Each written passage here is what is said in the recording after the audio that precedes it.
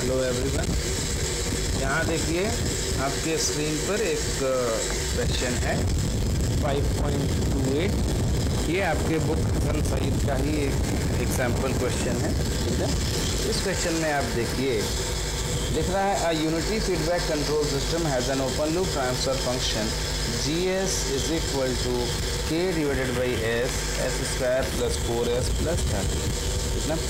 Sketch the root locus plot of the system by determining the following: centroid, number and angle of asymptote, angle of departure of root loci from poles, breakaway point if any, the value of K and the value and the frequency at which the root loci crosses the omega axis।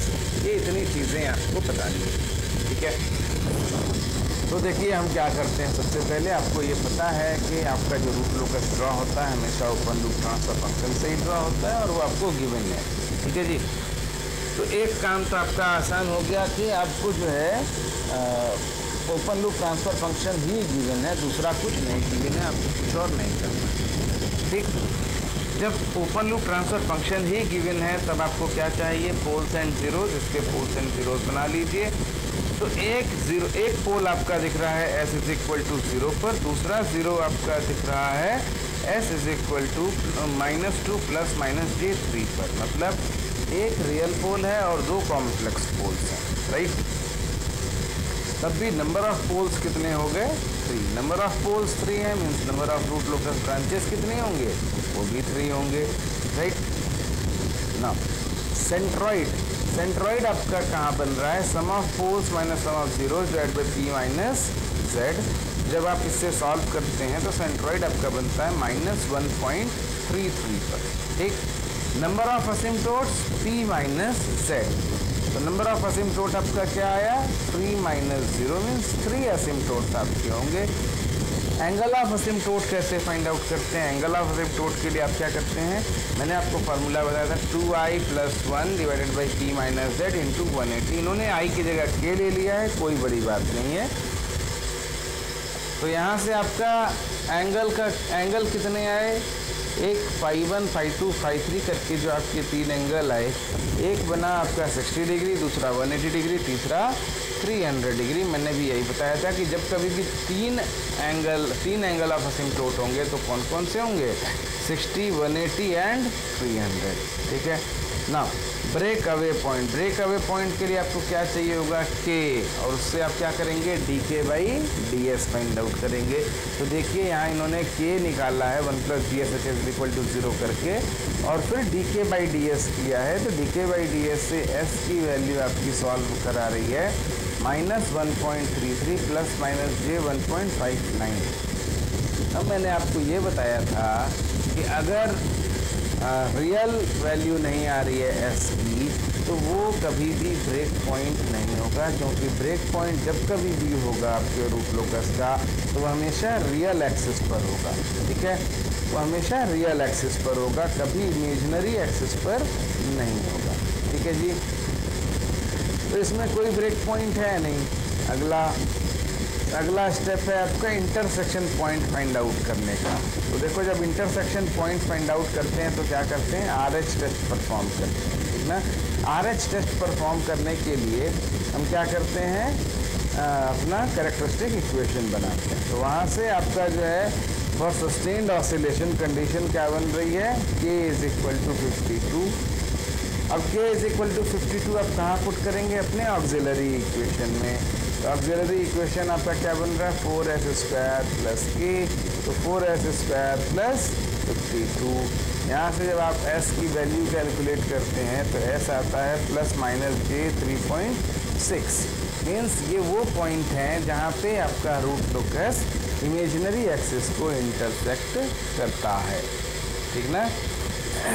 तो वो frequency कौन सी हुई जहाँ पर आपका system at the verge of instability है, वो frequency है 3.6 ओमेगा 3.6। और वो k की वैल्यू क्या होगी जिस पर आपका system at the verge of stability होगा, वो क्या है, 52, ठीक ना। अच्छा, ये दो वैल्यूज़ तो कैलकुलेट हुई। अब इसके बाद आपको क्या करना था, angle of departure, angle of arrival. तो चूंकि ज़ीरोज़ हैं नहीं, कॉम्प्लेक्स ज़ीरोज़, तो एंगल ऑफ अराइवल का कोई मतलब नहीं बनता।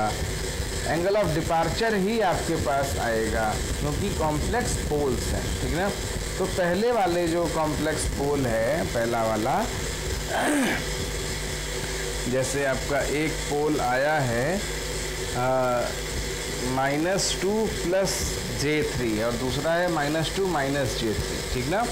जब हम -2 + J3 की बात करेंगे तो हम क्या करेंगे, वहाँ पे -2 + J3 पे अपने जितने भी पोल्स एंड ज़ीरोज़ हैं उनसे एक एक लाइन ड्रॉ करेंगे और उनका एंगल कैलकुलेट करेंगे φ1 φ2, ठीक है। और उनको ऐड करके 180 में से माइनस करेंगे तो क्या कैलकुलेट होगा, एंगल ऑफ डिपार्चर। देखो एंगल ऑफ डिपार्चर कैसे कैलकुलेट किया है, 180 माइनस जो एक एंगल आपका है वो कितना होगा 124 और दूसरा कितना होगा 90 डिग्री। तो उसको सॉल्व करने पर कितना आता है एंगल ऑफ डिपार्चर, -34 डिग्री, ठीक है। -34 डिग्री आपका आया एंगल ऑफ डिपार्चर, ठीक। देखो यही है वो क्वेश्चन। हमें इस वाले पोल पर, जो ऊपर वाला पोल है उस पर चाहिए, तो वहाँ से इन्होंने एक ओरिजिन को लाइन मिलाया और एक लाइन मिलाया आपके दूसरे वाले कॉम्प्लेक्स पोल से। जो दूसरा वाला कॉम्प्लेक्स पोल है उसका एक्स एक्सिस से एंगल कितना होगा, +90 डिग्री। और जब आप ओरिजिन से मिला रहे हैं तो उसके लिए आपको क्या चाहिए होगा, tan इनवर्स थीटा, ठीक ना। tan इनवर्स एंगल जब आप करते हैं तब आपको क्या मिल जाता है, आपको थीटा मिल जाता है, ठीक ना। तो वहाँ से आप क्या निकाल लेंगे, ये एंगल, ठीक। जब ये वाला एंगल आपके पास आ जाएगा तो आप क्या कैलकुलेट कर पाएंगे, एंगल ऑफ डिपार्चर, ठीक है। जो एंगल ऑफ डिपार्चर इसका होगा उसका just opposite angle of departure दूसरे वाले कॉम्प्लेक्स पोल का होगा, ठीक। अब हमें क्या करना है, रूट लोकस ड्रॉ करना है। तो रूट लोकस ड्रॉ करने के लिए सबसे पहले हमने क्या किया, सबसे पहले हमने अपने पोल्स एंड ज़ीरोज़ को लोकेट किया। तो सिर्फ 3 पोल हैं, एक पोल आपका ओरिजिन पर है, 2 पोल आपके कॉम्प्लेक्स पोल्स हैं, ठीक है। इसके बाद हम क्या करते हैं, इसके बाद आप सेंट्रॉइड से असिम्प्टोट्स ड्रॉ करते हैं। तो देखिए -1.33 पर आपका सेंट्रॉइड आया है, यहाँ से आपने एंगल ऑफ असिम्प्टोट्स ड्रॉ कर दिए। अब इन असिम्प्टोट्स को ड्रॉ करने के बाद हम ब्रेक पॉइंट ढूंढते हैं। तो ब्रेक पॉइंट तो कोई है नहीं, ठीक ना। जब कोई ब्रेक पॉइंट नहीं है तब हमें क्या चाहिए होगा, इंटरसेक्शन पॉइंट। तो इंटरसेक्शन पॉइंट देखो हमने एक ऊपर में इमेजिनरी एक्सिस पर +J3.6 और नीचे -J3.6 पर ले लिया है, ठीक है, इंटरसेक्शन पॉइंट। अब इस इंटरसेक्शन पॉइंट से आपका रूट लोकस जाएगा। तो कहाँ से जाएगा, आपके पोल से जाएगा, कॉम्प्लेक्स पोल से जाएगा। जब कॉम्प्लेक्स पोल्स पे हम आते हैं तो वहाँ एंगल ऑफ डिपार्चर कितना है, -34 डिग्री। तो -34 डिग्री पर लाइन खींचेंगे। आपका जो रूट लोकस है इस पॉइंट से, जो आपका ऊपर वाला कॉम्प्लेक्स पोल है, वहाँ से इस -34 वाली लाइन के पैरेलल चलेगा और फिर घूमकर जो इंटरसेक्शन पॉइंट है ऊपर वाला वहाँ से निकल जाएगा। ऐसे ही नीचे वाला जो कॉम्प्लेक्स पोल है, यहाँ से आपका रूट लोकस +34 डिग्री वाले लाइन के पैरेलल चलेगा और फिर घूमकर नीचे वाला जो इंटरसेक्शन पॉइंट है वहाँ से आगे बढ़ जाएगा। तो ये 2 आपकी ब्रांचेज हुए रूट लोकस की। यहाँ पे तीसरी ब्रांच किधर होगी, तीसरी ब्रांच आपकी जाएगी -180 डिग्री के पैरेलल, मीन्स 0 से -∞ की ओर आपका तीसरी ब्रांच चली जाएगी और ये आपका कंप्लीट रूट लोकस रेडी हो जाता है, ठीक है जी। तो इससे ज़्यादा रूट लोकस में कुछ भी नहीं है, ठीक।